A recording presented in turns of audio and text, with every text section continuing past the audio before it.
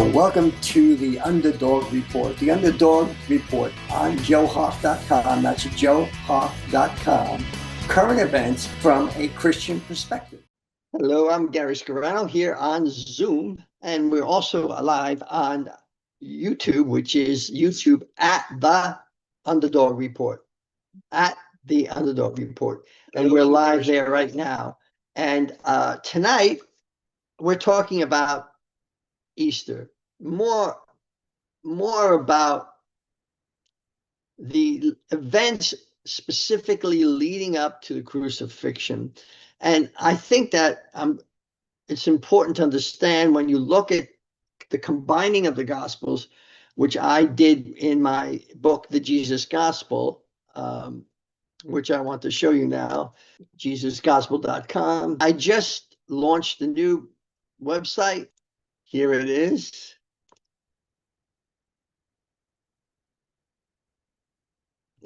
My old website was a mess. It was unclear, but now it's a little bit clearer. I had a friend do this, so it's a great book, especially in the Easter time, because it talks about in detail what's going on with Jesus Christ leading up to the crucifixion. And I have a kind of surprise to you tonight. About 30 years ago, probably more than that, when I was first starting writing the Jesus Gospel book, I started in what is now chapter 20, which is the Garden of Gethsemane. By the way, that was way before Mel Gibson started The Passion in the same place that I did. It was my idea first. But anyway, we recorded it audio. I never recorded a video. I wish I did. But I'm going to share with you the audio as we read the text. So let me share the text, and everybody should be able to see that. And we're just going to go through and just listen to the words of Matthew, Mark, Luke, and John. Authorized King James Version. Jesus' agony. Peter's denials. The Garden of Gethsemane. Matthew 26, verses 36 through 56. Mark 14, verses 32 through 52. Luke 22, verses 40 through 53. John 18, verses 1 through 11. When Jesus had spoken these words, he went forth with his disciples over the brook Cedron, unto a garden called Gethsemane, into the which he entered, and his disciples. And Judas also, which betrayed him, knew the place, for Jesus ofttimes resorted thither with his disciples. And when he was at the place, he said unto his disciples, Sit ye here, while I shall go and pray yonder. Pray that ye enter not into temptation. And he took with him Peter and the two sons of Zebedee, James and John, and began to be sorrowful and very heavy, and to be sore amazed. Then saith he unto them, My soul is exceeding sorrowful, even unto death. Tarry ye here, and watch with me. And he was withdrawn from them, and he went a little further forward, about a stone's cast, and kneeled down on the ground, and fell on his face, and prayed that if it were possible, the hour might pass from him. And he said, Abba, O my Father, all things are possible unto thee. If it be possible, if thou be willing, let this cup pass from me. Take away this cup from me. Remove this cup from me. Nevertheless, not as I will, but as thou wilt, be done. And he cometh unto his disciples, and findeth them asleep, and saith unto Peter, Simon, sleepest thou?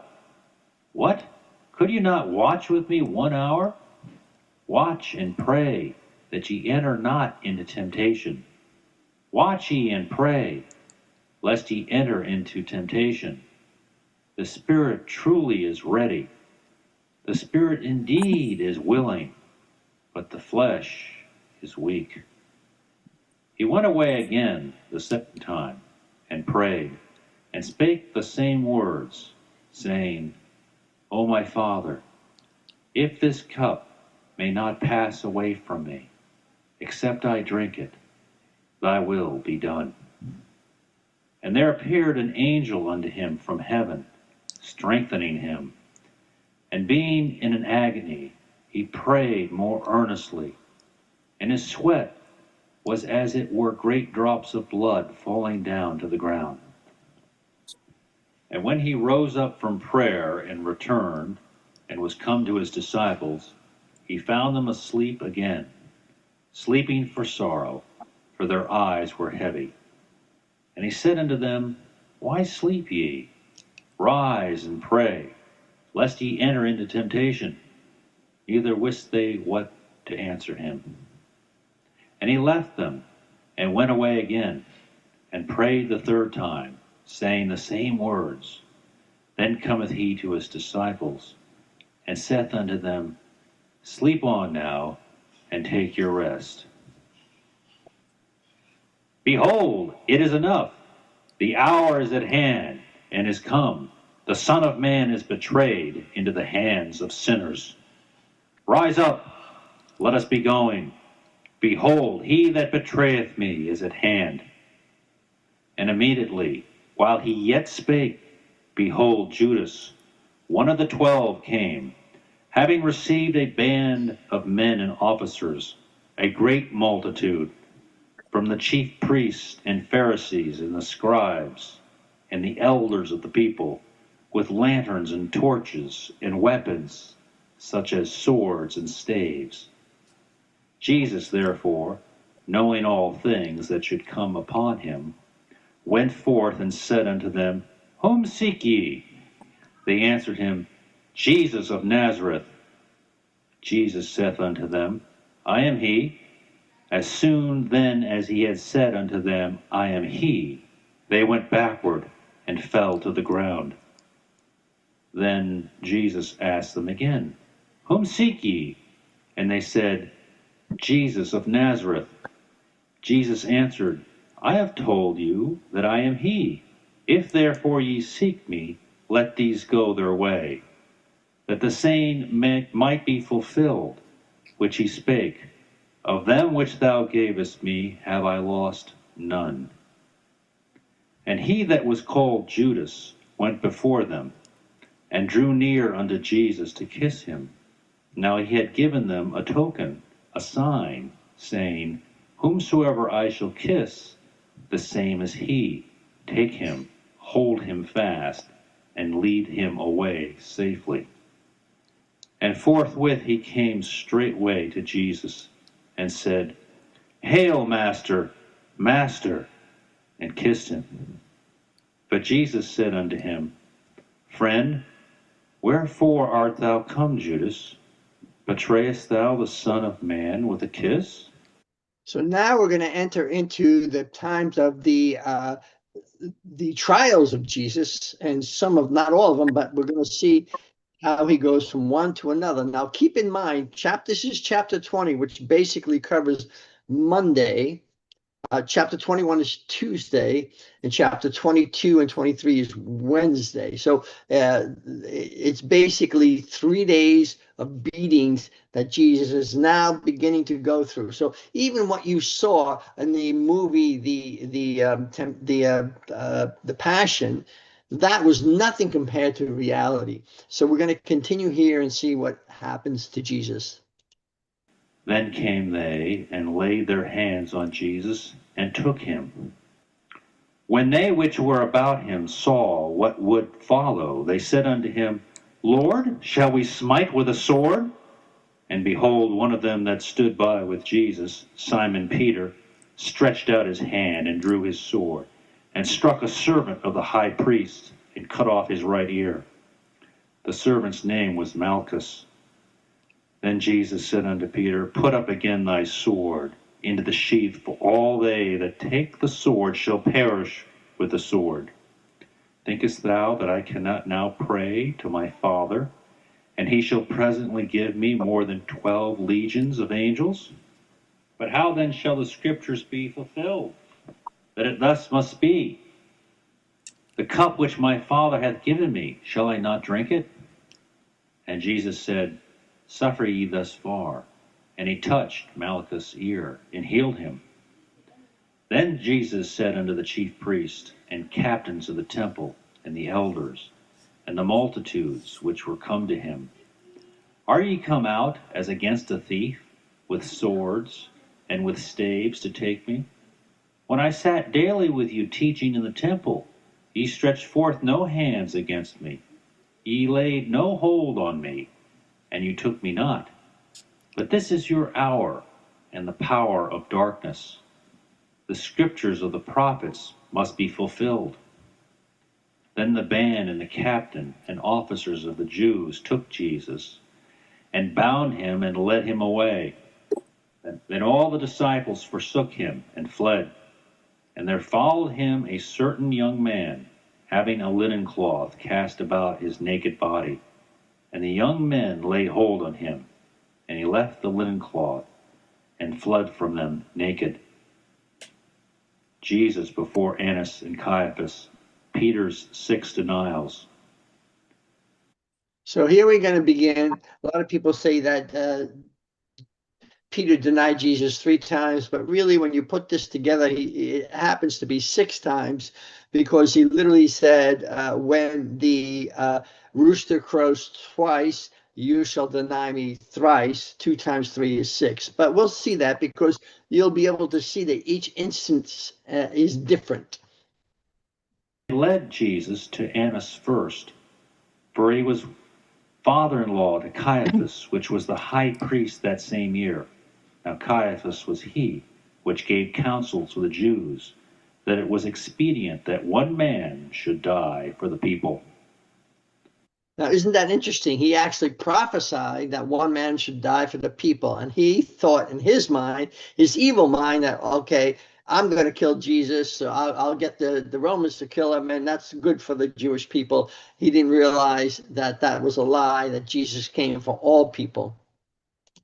And Simon Peter followed Jesus, and so did another disciple.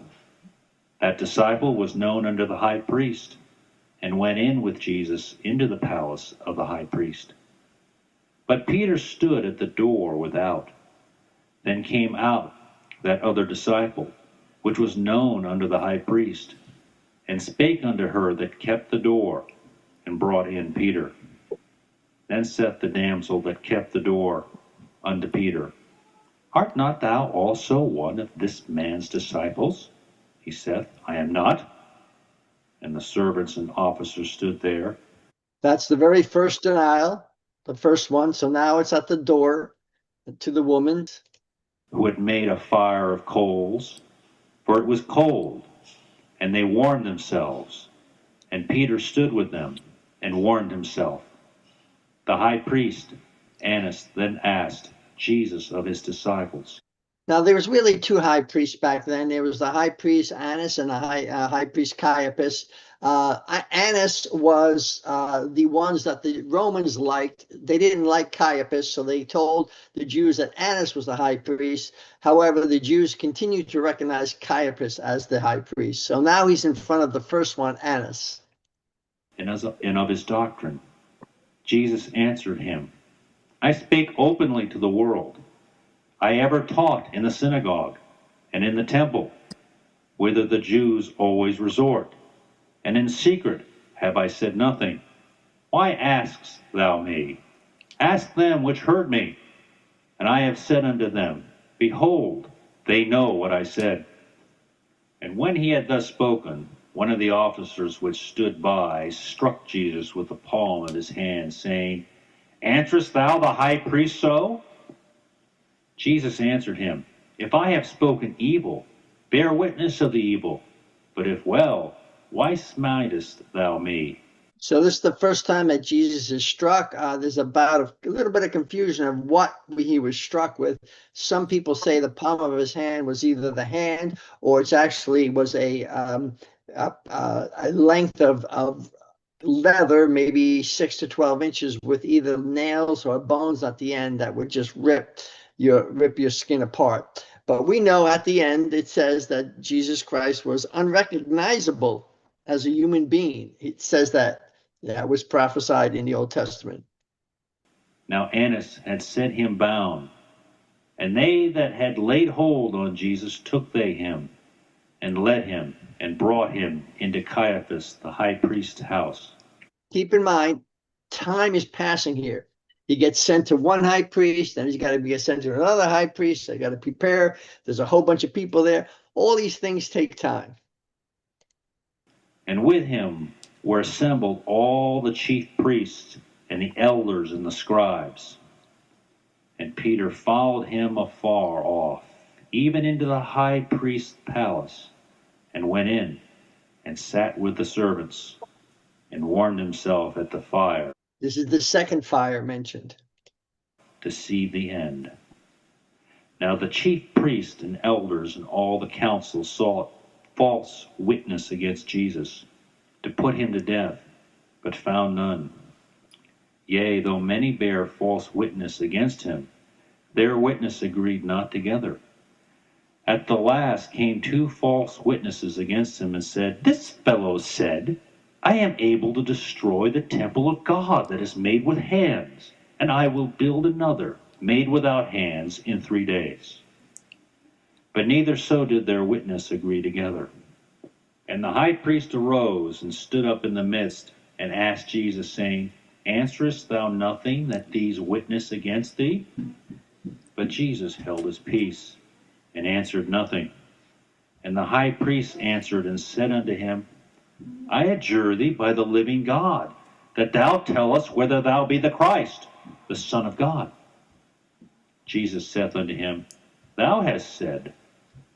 Again the high priest asked him and said unto him, Art thou the Christ, the Son of the Blessed? And Jesus said, I am.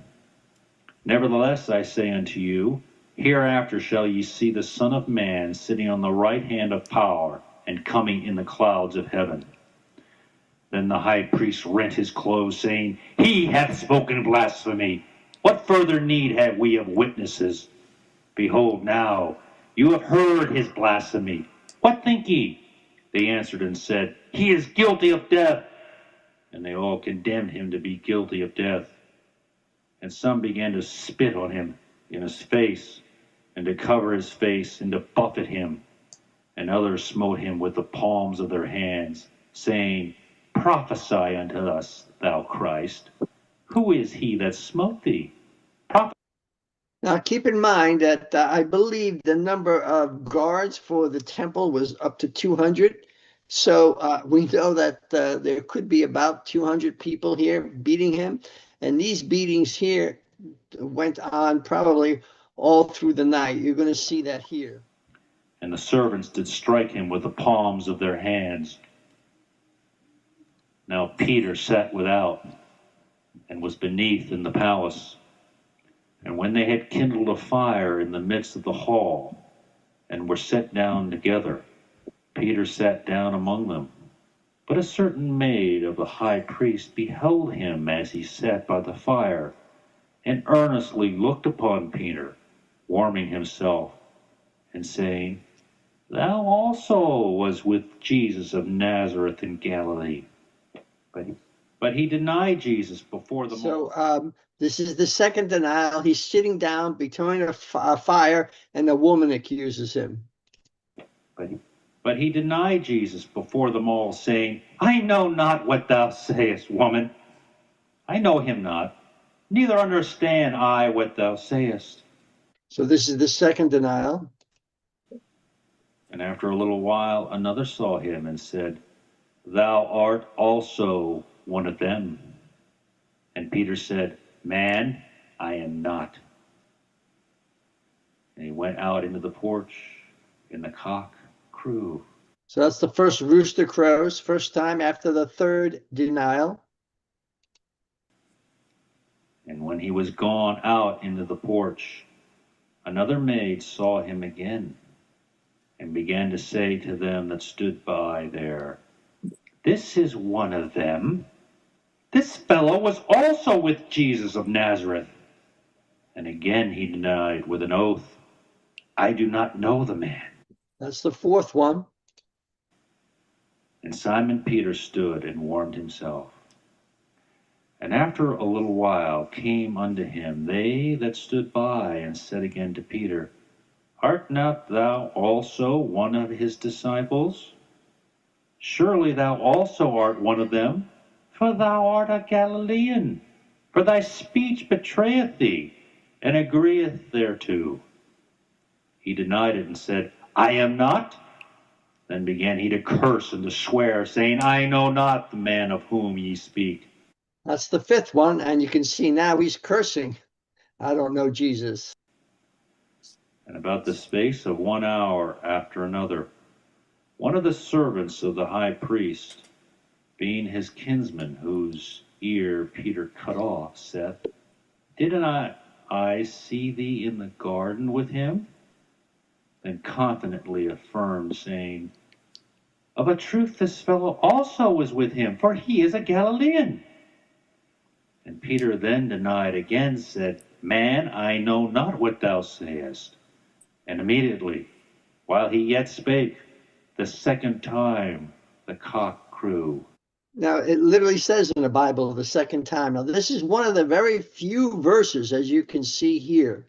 There's probably less than 20 verses in the whole Bible where you got Matthew, Mark, Luke, and John combined saying something. And this is very interesting. So for some reason, this is important. I don't know why God put it in the Bible, but that he denied Christ 6 times. And this particular verse is recorded 4 different times. You can see it here. And the Lord turned and looked upon Peter. In the middle of him being beaten by all these guards of the temple, could have been 200 of them. They're spitting on him, they're beating him, and slapping him with leather, with metal and corns. And this was going on hour after hour. We read that already, 1 hour after another. So during this time, there were 5 separate denials. So it was hours are going on all through the night. And what happened here is at the exact time that the rooster crows the second time, Jesus had, this is the most emotional part of, I think, of the Bible for me. He's being beaten, and as he's being beaten, he hears the rooster cry. He turns around and meets eye to eye with Peter, saying, yes, you said you would not deny me, but yes, you have. Very touching. Peter called to mind and remembered the word of the Lord Jesus, which said unto him, Before the cock crow twice, thou shalt deny me thrice. And Peter went out, and when he thought thereon, he wept bitterly. And the men that held Jesus continued to mock him, and smote him. And when they had blindfolded him, they struck him on the face, and asked him, saying, Prophesy, who is it that smote thee? And many other things blasphemously spake they against him. That is the end of the play, and that's the end of chapter 20 of the book, which is basically picture in your mind early morning, 4 o'clock in the morning, Monday, and goes all through Monday. And there's no indication Jesus slept Monday night, well, Sunday night, Monday night, or Tuesday night. So this is one of the reasons I say my opinion that, Jesus was tempted in all things. I believe Jesus was suffered more than any other human being possible, because through all these beatings, anybody else would have died. But he kept himself alive specifically for the exact time of the Passover lamb being killed. So the Passover lamb, on a day of preparation, a day before Passover, which was Wednesday, they would take him out 3 o'clock in the afternoon, called the twilight. Everybody who had a household would take their lamb, and they would blow the horns from the temple loud. They would cut the throat at that second of the lamb and spill out his blood.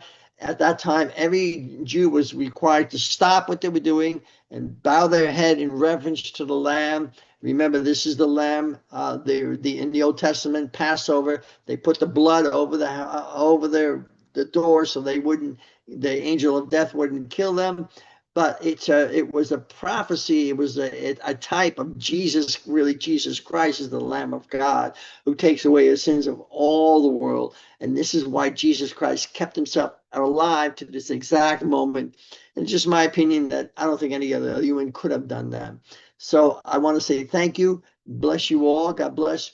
Please check out my book, JesusGospel.com, and the brand new website that I have there. Buy the book. I think you'll find it very interesting because it gives a light to the scriptures that you can't find by reading and flipping through chapter to chapter from the 4 books. So I want to say thank you for joining. We'll see you next week, and God bless you all.